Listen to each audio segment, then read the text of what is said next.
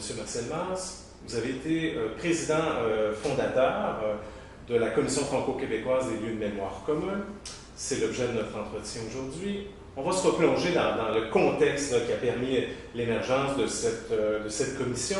Alors, tout ça a commencé autour de 1996, puisque c'est à ce moment-là où Jacques Parizeau, qui est premier ministre du Québec, vous nomme délégué général du Québec à Paris. Alors, pourriez-vous revenir sur cette période, parce que c'est à ce moment-là que vous avez cette idée de créer une commission qui réfléchirait donc aux relations France-Québec? Alors, les relations France-Québec, elles étaient excellentes. D'autant plus qu'elles étaient privilégiées. Et ce privilège de la relation France-Québec vient de partage de 400 ans d'histoire commune. De 1608 à aujourd'hui, les Français et ceux devenus depuis des Québécois ont quand même partagé pendant, au début, 150 ans, une aventure commune en Amérique du Nord, c'est-à-dire l'aventure de l'Amérique française. Après la conquête, des relations se sont poursuivies, par exemple entre les communautés religieuses, le Séminaire de Québec, le Collège de Québec, l'Université de Québec, entre les communautés religieuses, la même chose sur le plan hospitalier. La partie diplomatique a commencé avec la venue au Québec de la corvette La Capricieuse vers 1850. Donc à l'époque de Napoléon III, parce que Napoléon III avait d'excellentes relations diplomatiques avec la reine Victoria et ils venaient d'accomplir ensemble, l'Angleterre et la France, la guerre de Crimée. Donc il était acceptable pour l'Angleterre que la France revienne officiellement dans les navires militaires la corvette et la Capricieuse à Québec. Quelques années plus tard, avec la permission de l'Angleterre, la France ouvre un consulat à Québec, qui deviendra avec le temps le consul général du Québec.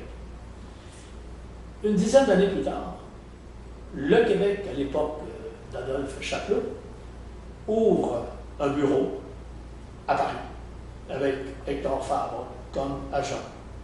Le Canada va s'ajouter à ça, et pendant toute cette époque, le Canada et le Québec sont représentés par le même individu à Paris. Passons sur les années de guerre, mais notons qu'à partir de 1950, il y a une révolution dans les transports commerciaux. À la suite de la Deuxième Guerre, l'établissement des aéroports un peu partout, donc 1950 est une année clé, parce que les relations entre les pays, c'est d'abord la possibilité de transport, de communication. Alors les bateaux sont de plus en plus gros, et les avions arrivent à Montréal. Le Canada, c'est sa ligne aérienne, mais Air France s'établit dans les années 50. Et c'est à partir de là qu'on fait des voyages organisés au Québec, de façon très, très importante à travers le Québec. 1950, c'est l'année sainte également à Rome. Donc, beaucoup, des milliers de Québécois découvrent la France à travers ces visites-là. Ce succès, à ce moment-là, est depuis des étudiants qui vont à Paris dans les années 50. Ce qui a d'ailleurs créé une connaissance mutuelle de plus en plus importante. Les milieux d'affaires se sont intéressés à ces nouveaux marchés. On a établi de grandes expositions ici à Montréal, en France, ce qui a amené d'ailleurs Maurice Duplessis à se pencher sur cette question-là et à discuter sérieusement l'ouverture d'une maison à Paris. Mais c'était à la fin de son régime, il est malade, bien qu'il avait fait inscrire dans les comptes publics du Québec, dans les budgets, des montants pour aller lui-même à Paris, ouvrir la maison. C'est voilà une chose qui est largement oubliée. Paul Sauvé est nommé, il n'a pas eu le temps de gérer ce dossier-là, et Antonio Barrette a suivi. Et le 28 janvier 1960, à l'Assemblée législative devenue l'Assemblée nationale du Québec, Antonio Barrette annonce l'ouverture par son gouvernement d'une maison, d'un bureau, d'une agence à Paris. Le chef de l'opposition est M. Georges-Émile Lapalme qui approuve cette décision du gouvernement. Et c'est M. Lapalme et M. Lesage qui, un an plus tard, iront ouvrir la délégation générale du Québec à Paris. Je montre ça pour montrer qu'il y a une continuité. Et voilà, je me retrouve délégué général à Paris après avoir été, dans les années 60, au ministre d'État de l'Éducation dans le gouvernement de Daniel Johnson. Les fameux accords Perfit-Johnson, à la suite de la visite du général de Gaulle en juillet 1967 et Vive le Québec libre. 2 mois plus tard, au début de septembre, Alain Perfit, à ce moment-là ministre de l'Éducation en France, vient ici pour poursuivre et assurer un plus grand développement de coopération entre la France et le Québec. J'ai dirigé l'équipe québécoise de cette négociation-là. Et j'étais bien au fait de l'ampleur de la coopération.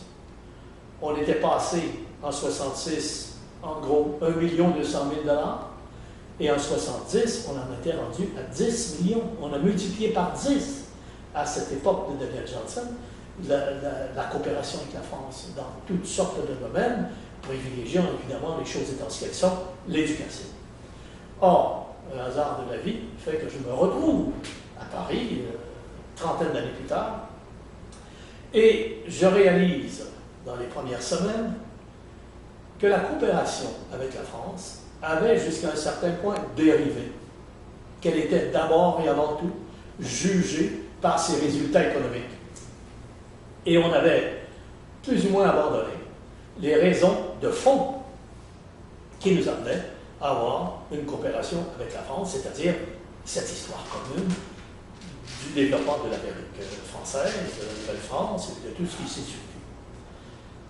Et là, je trouve qu'on avait une perte de mémoire, on avait une perte de connaissance de notre histoire commune. Et dans ce sens-là, il fallait réparer cette partie-là. Parce que si l'économie n'était que la raison de se retrouver à Paris, il valait mieux aller en Allemagne, aux États-Unis, ou en Angleterre, ou enfin, là comme ailleurs. Mais si c'est privilégié là, c'est parce que nous avons participé ensemble à un tronc commun d'une partie de nos histoires. Et il fallait remettre ça, parce que le déficit de connaissances historiques nuisait à la connaissance et jusqu'à quel point on peut assurer une coopération avec la France.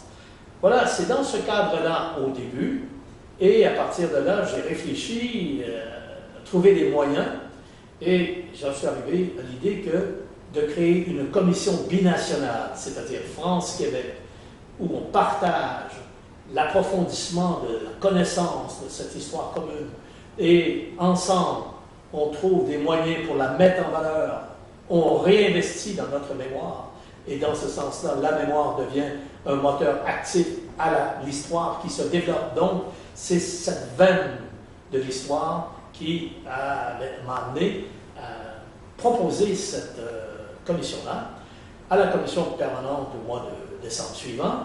Elle a été acceptée, et c'est à partir de là que nous y avons travaillé. Je comprends bien que vous avez une grande préoccupation pour l'histoire. En même temps, l'histoire, c'est pas aujourd'hui, je dirais, la grande préoccupation, c'est pas la préoccupation première, mais plus particulièrement, comment vous avez réussi à rattacher l'histoire et la culture contemporaine? Voilà. Alors donc, il fallait réinvestir dans notre connaissance de l'histoire. En réinvestissant, on active la mémoire, qui est ce qu'on retient de notre histoire commune. À cette époque-là, Pierre Nora publie des travaux très importants en France, des travaux sous sa direction, sur les lieux de mémoire commune, pour la France. J'ai rencontré Pierre Nora, j'en ai discuté avec lui, évidemment, l'approche de Pierre Nora avec les lieux de mémoire communs en France, ce n'est pas du tout notre mémoire à nous, entre le Québec et la France, on est dans un autre monde. Mais il reste des traces de notre histoire partout, dans notre façon de vivre, dans des maisons, dans des lieux, dans des paysages. Partout, ce qui nous entoure est l'héritage de cette histoire commune en Amérique. Voilà pourquoi c'est partant de là qu'il fallait développer une notion, une vision, des moyens pour que cette commission franco-québécoise nous aide à réinvestir dans notre connaissance historique et dans notre mémoire, les mémoires qu'on partage. C'est autour de ça qui était le moteur, ce que m'exprimer ici, le moteur duquel il fallait partir pour donner vie à la commission des mémoires. Vous l'avez dit il y a quelques instants, cette proposition-là, elle a été bien accueillie.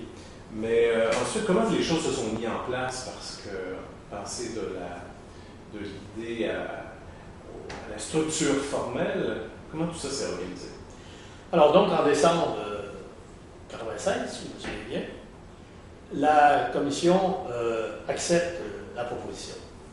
Évidemment, à partir de là, la responsabilité du ministère des Relations internationales est de mettre en branle, de démarrer la proposition acceptée. Alors, les fonctionnaires se sont penchés sur ça, et 2-3 mois, mettons au mois d'avril de l'année suivante, le premier ministre de l'époque, M. Bouchard, Lucien Bouchard, m'a confié la mission de réaliser cette proposition-là, d'en assurer la présidence et son développement. Je suis de retour ici au mois de juin, juillet, où on travaille avec les fonctionnaires, débroussailler et faire un premier travail de ça.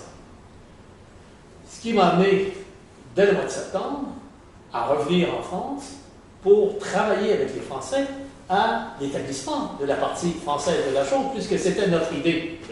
Alors là, il y a eu des réunions au Quai d'Orsay, avec des associations France-Québec, avec tous ceux qui, en France, partageaient cette connaissance pour avoir deux groupes qui tirent dans la même orientation et qui commencent à se connaître.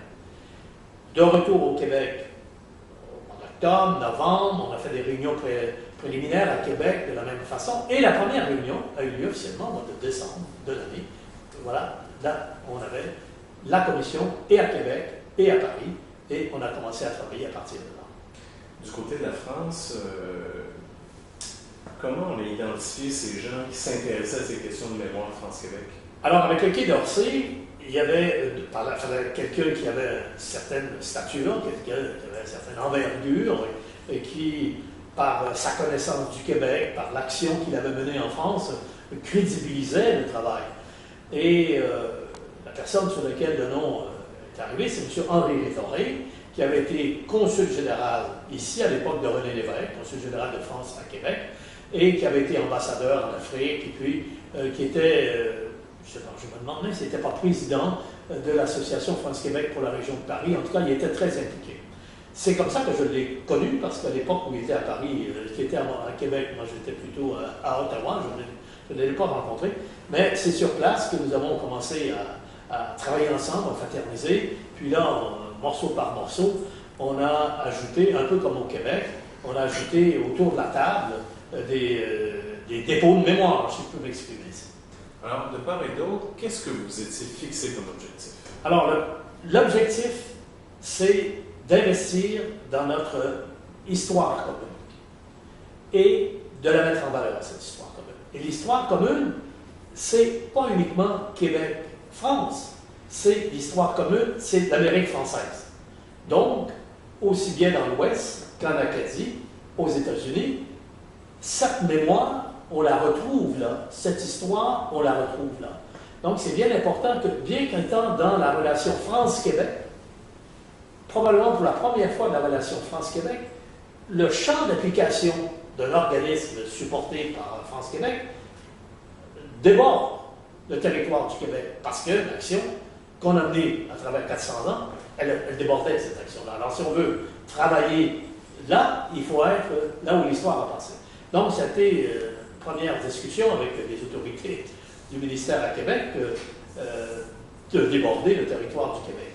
Alors, la mission, donc, c'est approfondir la connaissance commune de notre histoire et mettre en valeur cette histoire ou la mémoire qu'on a de cette histoire-là. Comment arriver à faire ça maintenant? D'abord, la commission ne voulait pas remplacer personne. la Commission n'était pas là pour agir pour ou contre les autres qui sont dans ces domaines. Quels sont ces domaines? L'archéologie, les musées, les archives, partout où il y a des dépôts de mémoire. On a donc créé une table de concertation de tous ces éléments qui existent déjà pour mieux coordonner notre action, s'entendre sur une vision commune à travers la commission, la vision de la commission, et chacun devient un moteur de cette. Chacun devait comprendre dès le départ que la commission était un allié, n'était pas un adversaire. La commission n'était pas là pour recevoir des subventions qu'eux auraient perdues d'autant. Donc, cette première étape-là était très, très importante parce que c'était nouveau. Donc, il fallait que tout le monde se sente très bien accepté autour de il y avait donc une volonté de fédérer tous ceux qui s'intéressaient à ces questions de mémoire. Exactement, que chacun y trouve son profit et apporte son existence. Alors c'est ainsi que, au fond, d'abord, l'histoire, elle est enseignée dans les universités, c'est là qu'on y fait la recherche, elle est enseignée dans les cégeps, donc il y a évidemment les professeurs d'histoire sont un élément clé de la commission. Bon. Après ça, les dépôts de mémoire se retrouvent dans les musées.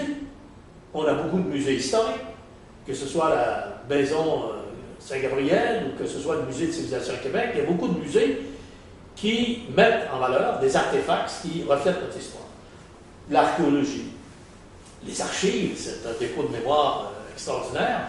Alors, c'est à partir de là que ces gens-là sont retrouvés autour de la table et on définit des programmes d'action. Programmes d'action, comme par exemple les jeunes. Si on veut que la jeunesse partage cette connaissance historique, il faut qu'ils soient actifs dans la promotion de cette histoire. C'est comme ça qu'on a créé, par exemple, des universités du Québec, des universités du patrimoine, une année dans la région Poitou-Charentes et une année dans la région de Québec. Alors, là, voilà une trentaine de jeunes qui, à chaque fois, passaient 2-3 semaines et travaillaient dans divers aspects mis de l'avant par cette école, cette université. La même chose avec créer des réseaux à travers les musées, créer des réseaux à travers les archives, créer des réseaux à travers les universités. Et c'est comme ça que, disons, on a travaillé et l'action qui s'est donnée, elle a été pour les universitaires et tout le monde des colloques qui nous permettaient d'approfondir notre connaissance et de la faire connaître. On a organisé des colloques et en France et ici. Le premier, c'était de France à Nouvelle-France. Donc, on était dans la région de La Rochelle, d'où les bateaux partaient, donc de France, partie de France, pour venir en Nouvelle-France, c'est-à-dire à Québec. Le colloque suivant a eu lieu à Québec, 2 ans plus tard, au musée de la civilisation, qui portait de Québec à l'Amérique française. Parce que c'est de Québec que l'Amérique française s'est développée. Donc, c'est un deuxième thème. On voit comment est-ce qu'à travers Québec, on se retrouve en Amérique française. On a fait colloque sur Champlain, dans la région de Brouage, mais on a fait aussi des séminaires. D'abord, au départ, le premier, dans les semaines qui ont suivi le lancement de la commission. De quoi parlons-nous quand on parle de lieux de mémoire? Alors, on a fait des réunions à Québec, dans les vieux séminaires de Québec, avec des sommités françaises comme Pierre Nora, Jacques Revel, qui était président de l'École des hautes études sociales, et puis des gens comme Alain Croix, puis autour de Québec, des professeurs comme Jacques Mathieu, en fait, tout ce monde-là, réfléchir qu'au fond, on n'avait pas la même connaissance, la même sensibilisation à l'histoire. C'est sûr que le Québec, l'histoire de France pèse sur nous au Québec, puisque c'est ici que les choses se sont passées. Mais pour la France, c'est moins important. C'est bien sûr que la Première Guerre mondiale, des guerres de Napoléon, je veux dire, c'est ça le poids de leur histoire. C'est pas la venue au Québec de 12 000, 15 000, 20 000 personnes. Alors pour nous, c'est plus intense et c'est plus près de notre identité, l'histoire de l'Amérique française, que les Français. Mais à partir de là, comment pouvons-nous travailler ensemble? Eux, c'est une redécouverte de cette histoire. Nous, c'est un approfondissement de l'histoire. Parce que cette sensibilité, cette histoire-là nous vient de France, mais c'est réalisé dans l'Amérique française. française. Alors, on ne part pas de la même donnée, mais il faut travailler ensemble pour les mêmes objectifs. Alors, le premier colloque, ça a été ça, de s'entendre sur la façon dont on pouvait travailler ensemble, bien que ne partageant pas au départ la même connaissance de cette histoire-là. Et ça, c'était le premier colloque. Après ça, on a fait un autre sur des séminaires à Trois-Rivières, je me souviens fort bien, où là, on s'est demandé, à partir de notre mission à la commission, mission de mettre en valeur, d'approfondir notre connaissance et de mettre en valeur, comment pouvons-nous jouer ça, nous, ici au Québec? Alors, ça a été l'ouverture sur des commémorations, qu'est-ce qu'on peut faire, et on l'a fait avec les Français qui sont venus, et après ça, il y a eu d'autres réunions en France, et puis ça a donné des études dans chacune des régions françaises de que reste-t-il des traces de cette histoire dans chacune des régions, puis des publications des volumes. La même chose sur, on a fait faire un inventaire, par exemple, ici. Que reste-t-il au Québec, au Canada, aux États-Unis de cette histoire-là? On trouve-t-on dans les paysages, dans les habitudes de vie? Alors, nous aussi, on a fait un inventaire de niveau universitaire qui a été dirigé par M. Saint-Hilaire à l'Université Laval, qui, avec côté français, la région de Poitou-Charentes, il y a un investissement important qui a été fait. Que reste-t-il de 7 mois? On a découvert beaucoup de choses qu'on avait perdues ou qu'on avait oubliées. Donc, on approfondissait tout le temps, en avançant continuellement, notre connaissance. Et c'est toujours la relation autour de la commission entre, disons, les universitaires, les chercheurs dans les musées, les spécialistes des archives et le monde extérieur, le monde associatif de la généalogie ou des gens qui s'intéressent à toutes sortes de raisons de commémoration. Et la force, et je dirais même la principale caractéristique de la commission a été d'être capable de mettre ensemble et de retrouver un langage commun, l'universitaire et celui qui vient des associations, disons, civiles, de généalogie ou d'autres, d'associations d'histoire des régions, et de partager ensemble la connaissance et le travail. Alors, ça s'est fait, par exemple, dans les commémorations. La première commémoration qu'on a faite, ça a été la mort de Frontenac. Pourquoi? Parce que la mort de Frontenac, c'est le château Frontenac. Parce qu'il faut trouver un porteur de la mémoire. Je me souviens fort bien que les premiers que j'ai rencontrés, c'était les dirigeants du château Frontenac, qui ont été d'abord surpris d'apprendre qu'il y avait un anniversaire dans les années qui venaient sur la mort de Frontenac, et que ça pouvait être, pour eux, un bon moyen de publicité que de lancer une nouvelle idée semblable. Alors, on a développé avec eux un programme. Et ils ont fait ça pendant une semaine de temps. Tout le personnel avait un brassard noir pour souligner la mort de Frontenac, et puis ils ont imprimé des tableaux, des ci, des ça, il y a eu toutes sortes de manifestations pour montrer qu'il faut partir du présent pour aller remonter dans l'histoire, pour investir dans la mémoire. Ça, c'est un bel exemple, mais il faut s'appuyer sur quelqu'un. Alors, cette fois-là, c'était le château Frontenac. Alors, il y a eu toute une série de commémorations à la commission. Certaines ont été plus importantes, peut-être que d'autres, ou en tout cas plus marquantes pour le grand public. Oui. C'est certain. Je pense que la Grande Paix de Montréal, le traité entre les Montréalais d'époque et des Indiens, c'était très important. À Pointe-à-Calière, les choses se sont passées à Montréal. La venue des filles du roi, la commémoration a été faite par étapes, parce qu'il s'est passé des événements sur une dizaine d'années. Et on a vécu l'année dernière dans le déploiement, l'arrivée réelle des filles du roi comme commémoration. Et on a fait des commémorations aussi dans des villes. Parce que si vous demandez aux Québécois, Jacques Cartier, pour les Montréalais, c'est d'avoir un pont. Et là, encore plus, Champlain, c'est d'avoir un pont. C'est qu'à un moment donné, quand on commémore un événement ou un personnage à travers la toponymie, et que cette toponymie devient plus importante que le personnage, il faut réinvestir dans la connaissance du nom. Exemple, la ville de Montmagny. Et on pourrait donner des exemples partout au Québec où des gens savent que Montmagny, c'est le nom de la ville, mais sont bien embêtés d'expliquer c'est qui ce bonhomme-là, d'où il vient, etc., etc. Alors, exactement, Montmagny, on en a profité pour faire cette expérience-là avec la ville, il y a eu donc, il y a eu des commémorations comme ça partout dans le territoire qui n'ont pas eu l'envergure nationale, je peux m'exprimer ainsi, mais que localement, ça a été très important. Alors, et puis il y a des personnages aussi, à travers les communautés, disons, Marguerite Bourgeois, Madame de la Pelletrie, bon, des grands personnages à l'occasion d'un anniversaire quelconque, avec la communauté, on sort disons, du réseau de la communauté pour faire connaître au plus grand nombre possible de Québécois l'existence de ce personnage-là dans notre histoire. Mais la commission a permis également de redécouvrir des gens qui ont été très importants, mais négligés par l'histoire, et je pense notamment à Dugas-Demont. Ça, c'est un bon exemple de ce que la commission a fait. Oui, Dugas-Demont, c'est effectivement avec Champlain. Le personnage connu, c'est Champlain, parce que c'est lui qui était ici, qui est venu ici.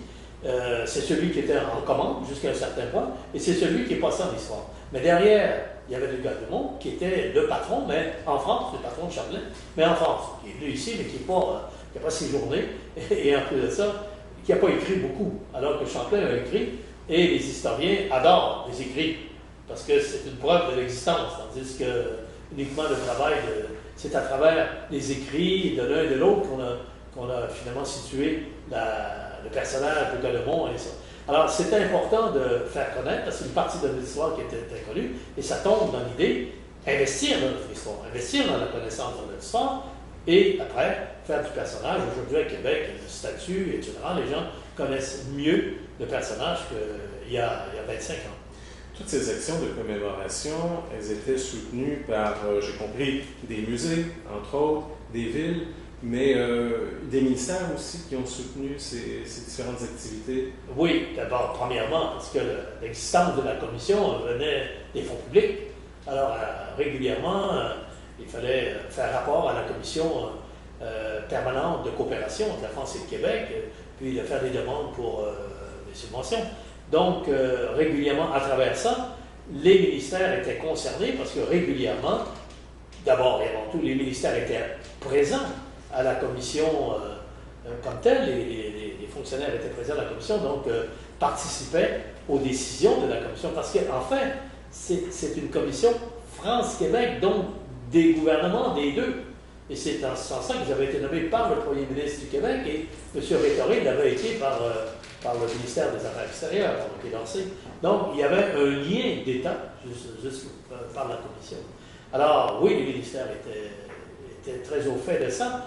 Et même à un moment donné, il y a même eu un accord de signer entre les deux ministères de la Culture, Québec et France, sur le patrimoine et la mise en valeur de notre histoire commune. Donc, ça montre jusqu'à quel point il y avait un lien direct, officiel, avec les deux gouvernements.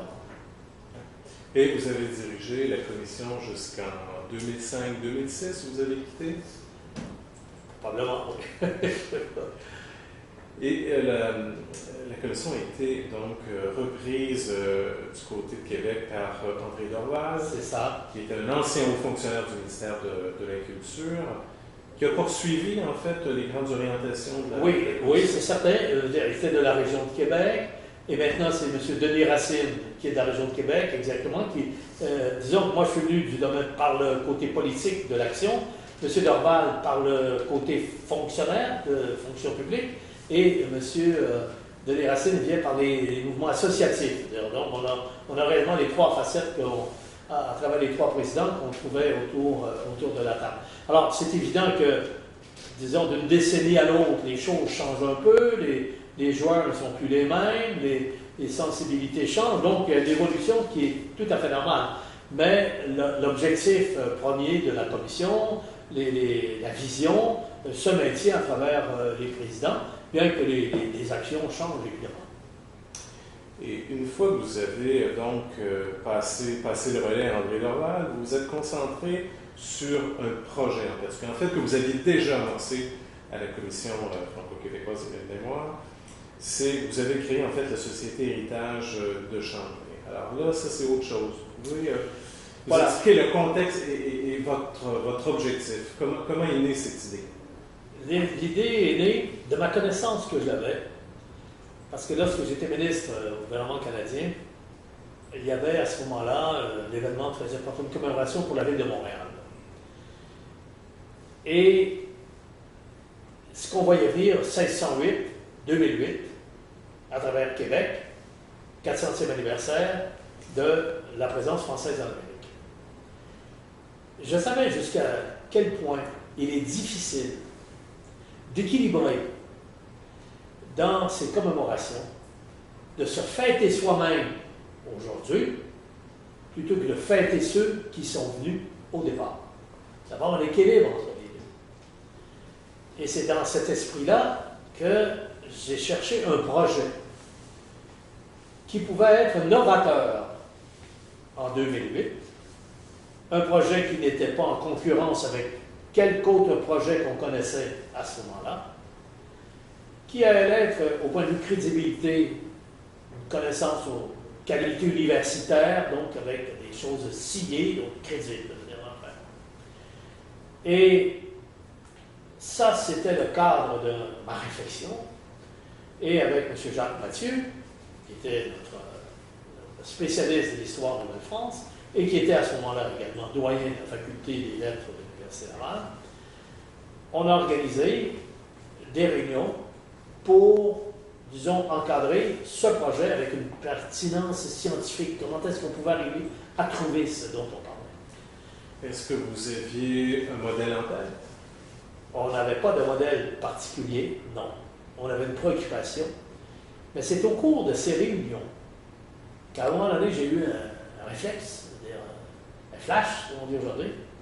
Au fond, ce qu'on cherche, c'est quel est l'héritage de Champlain? Si Champlain n'était pas venu, comment crée-t-il ici, en Amérique? Et parce qu'il est venu, quelles sont les traces de sa présence? Évidemment, il n'y a pas eu d'héritier de Champlain, on ne parle pas d'héritage biologique, là. Mais à travers Champlain, quelles sont les traces? Que reste-t-il dans le territoire de l'Amérique française de traces de l'époque ou de traces dans les idées et l'imaginaire d'aujourd'hui? Alors, on est parti avec ces idées-là et c'est ainsi que j'ai créé la Société Héritage de Champlain, parce que comme la commission est une table de concertation et non pas une équipe de réalisation, la commission a créé une filiale, je peux m'exprimer ainsi, qui est la Société Héritage de Champlain que j'ai présidée, et qui avait comme vocation de faire le suivi de cette idée-là. Et c'est comme ça qu'est née dans le temps l'encyclopédie du patrimoine culturel de l'Amérique française. Donc, de rassembler à travers un réseau autour de l'Université Laval, parce qu'avec le temps, ces travaux-là ont été confiés à M. Laurier-Turgeon, qui était responsable d'une chaire du patrimoine à l'Université Laval. C'était tout à fait logique, puisque c'est à travers l'Université Laval que c'était c'était poursuivi cette connaissance de l'Amérique française à travers le temps.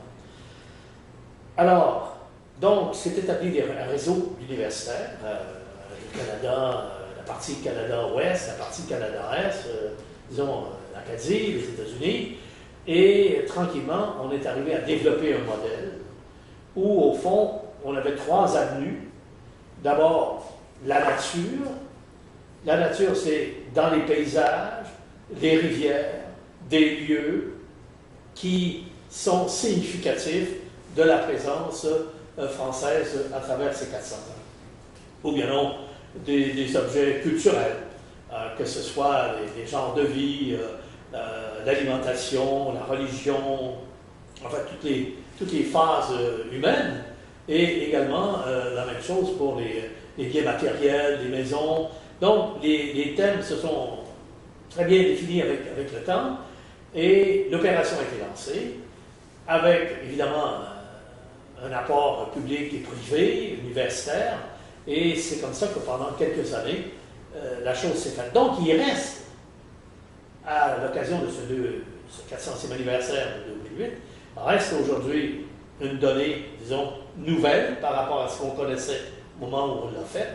Il reste un réseau en place, et ce projet-là, donc, a répondu aux objectifs qu'on avait d'arriver avec un projet novateur, de bonne qualité, et puis qui laissait un réseau en place. Alors, ça, c'est l'encyclopédie, donc c'est la suite de la logique des départs de la Commission des lieux de mémoire. Alors, c'est un peu paradoxal parce que ce projet d'encyclopédie du patrimoine sur Internet, vous avez parlé jusqu'à maintenant de mémoire, de traces, et pourtant, Internet, c'est furtif. C'est-à-dire que ce qu'on retrouve aujourd'hui, on ne sait pas très bien si ce sera toujours accessible dans quelques années. Alors, pourquoi ce choix? C'est une question d'évolution de la technologie, parce qu'au départ, c'était logique, c'était notre habitude. On est parti avec l'idée, bon, on imprimera un volume, une encyclopédie, un volume. Mais le problème qu'on a fait face, c'est que tout le temps qu'on travaillait à ça, il ne sortait rien. Il fallait attendre que le volume, que le travail soit complété pour publier le volume. Alors, entre-temps, là, s'est développé beaucoup l'Internet, le multimédia, et là, ça nous a amené à utiliser ce moyen-là. D'abord parce qu'il est progressif. Au fur et à mesure qu'on arrivait avec des articles et la documentation, on pouvait régulièrement, au fur et à mesure, imprimer. Donc, l'encyclopédie se faisait au fur et à mesure qu'on avançait de jour en jour, et les gens pouvaient y participer tout de suite, et même attirer notre attention, qu'on oublie tel champ, que tel article devrait exister. Et en plus de ça, l'avantage, c'est qu'on pouvait ajouter de la vidéo, de la sonorisation, des artefacts, des images, des photos qu'on ne pouvait pas faire dans le livre en dernier. On pouvait avoir les photos, mais on ne peut pas avoir les vidéos. Puis je dirais troisièmement, on est allé tout de suite vers une clientèle très au fait de ces moyens-là, les jeunes, dans les cégeps, les universités, les chercheurs. Et puis, partout, on pouvait aller, en France, à la même journée. On était en France, on était aux États-Unis, on était au Canada. Donc, depuis plus on allait, plus on sentait que c'était ce moyen et qui était interactif. Au fur et à mesure qu'on avançait, les gens pouvaient donner leur accord ou leur désaccord, demander des précisions. Donc, à travers le multimédia, ça a été progressif, notre affaire. On est avancé partant d'une page blanche avec, à la fin, 300 et plus articles. Et pourquoi avoir choisi de publier aussi en anglais? Puisque c'est juste le patrimoine de l'Amérique française. Oui, on a publié en anglais parce que la clientèle qui cherchait ses racines était majoritairement anglaise. Il faut se souvenir que le Québec francophone représente aux alentours de 7 millions de descendants de Français. 1,5 million dans le reste du Canada, mais aux États-Unis, on tourne entre 11, 12, 13, 14 millions de descendants. Dans la région de Détroit, souvenez-vous de toute la vague de Québécois qui sont allés dans les années, autour des années 1890 et autres, là, sont allés en Nouvelle-Angleterre. Il y a beaucoup de descendants. Hein. Ils ont perdu leur langue. Mais ça ne veut pas dire qu'ils ont perdu leurs racines. Ils viennent régulièrement ici. Mais là, ils demandaient à mieux comprendre. Alors voilà pourquoi, finalement, on a dit la meilleure pédagogie, c'est de leur expliquer leurs racines françaises en leur donnant un texte anglais. Alors, c'est comme ça qu'ils ont pu participer à notre travail. Ce projet d'encyclopédie qui est né il y a presque une quinzaine d'années maintenant et à peu près terminé aujourd'hui, est-ce que ça correspond aux objectifs que vous étiez fixés, à l'idée que vous faisiez, donc d'un produit final, mais en même temps, est-ce que ça rejoint les publics que vous souhaitiez rejoindre? Alors, on revient toujours au début de la commission, investir dans la connaissance et la mise en valeur. Alors, oui, on investit dans la connaissance, on connaît mieux certains sujets parce que c'est des chercheurs qui les ont travaillés et l'encyclopédie comme telle est un moyen d'aujourd'hui pour mettre en valeur, assurer la connaissance. Donc, ça, oui, on a évolué avec le temps parce que la pédagogie puis la technologie a évolué. Est-ce que c'est complet? Je dirais non, ça ne sera jamais complet. Il faut que ça continue. Il faut que ça continue parce qu'il y a des nouveaux thèmes. Parce qu'au fond, on part d'aujourd'hui pour remonter dans le temps. Et le patrimoine, contrairement à ce qu'on peut croire, c'est un monde en évolution. Alors, ce qui est considéré comme patrimoine aujourd'hui ne l'était pas nécessairement il y a 50 ans. Et ne sera pas nécessairement, ou d'autres types de patrimoine seront connus et sont intéressants pour la population dans 50, 100 ans. Donc, c'est un monde en évolution. C'est comme la connaissance de l'histoire, c'est en évolution. Alors, dans ce sens-là, je ne peux pas dire que c'est terminé, ça devrait se poursuivre. Et c'est là où, quand même, on a réussi, c'est devenu un domaine de référence. C'est-à-dire, beaucoup de crédibilité, les signatures des professeurs donnent beaucoup de crédibilité, et aujourd'hui, si vous vous promenez sur Internet, vous allez, sans le savoir, arriver à des textes, des articles qui viennent de l'Encyclopédie du patrimoine. Le monde est en évolution, y compris les concepts de patrimoine. Donc, c'est normal que ça évolue, et demain, ce sera une autre façon de faire connaître le patrimoine. Ça, c'est évident. Mais c'est de tout temps ça, un patrimoine. Par exemple, Louisbourg, qui est très important dans l'histoire de la Nouvelle-France. Louisbourg a été détruit par les Anglais, la région Wolfe, à l'époque de Wolfe. Ils ont détruit. Ils ont carrément défait toutes les maisons. C'était un champ.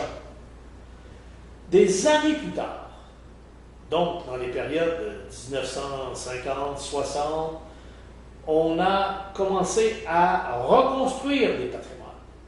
C'est comme ça qu'on a construit le Vieux-Québec, par exemple. C'est un peu partout en Amérique du Nord. Pour redonner des traces vivantes aux gens d'aujourd'hui de leur passé.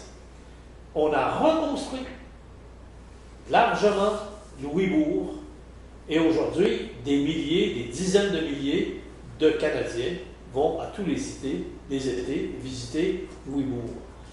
Alors, le patrimoine de Louisbourg, de la construction des Français, de la destruction par les armées anglaises, de la reconstruction par le gouvernement canadien et la Nouvelle-Écosse, et de la visite par une famille québécoise, il y a eu une évolution de Louisbourg. Alors, dans ce sens-là, l'encyclopédie est une étape parmi d'autres dans la façon de connaître, de se reconnaître dans son patrimoine et de mettre en valeur le patrimoine. Donc, c'est une étape. C'est jamais final, mais ça a été notre étape à ce moment-ci de notre connaissance du patrimoine. Alors, aujourd'hui, avec le recul, comment vous envisagez le bilan de la commission?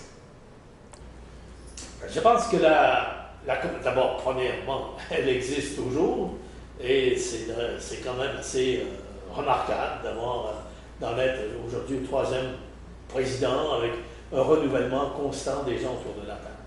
Je pense que la commission a rendu de grands services au Québec, à ceux qui s'intéressent à ça. Ça continue à être un lieu de rencontre. Ça continue à chacun de pouvoir mettre de l'avant ses propres projets, d'assurer à travers un projet de la commission une mise en valeur des aspects de tel groupe plutôt que de tel autre. Ça continue et ça continue à créer de l'intérêt et de répondre à un besoin.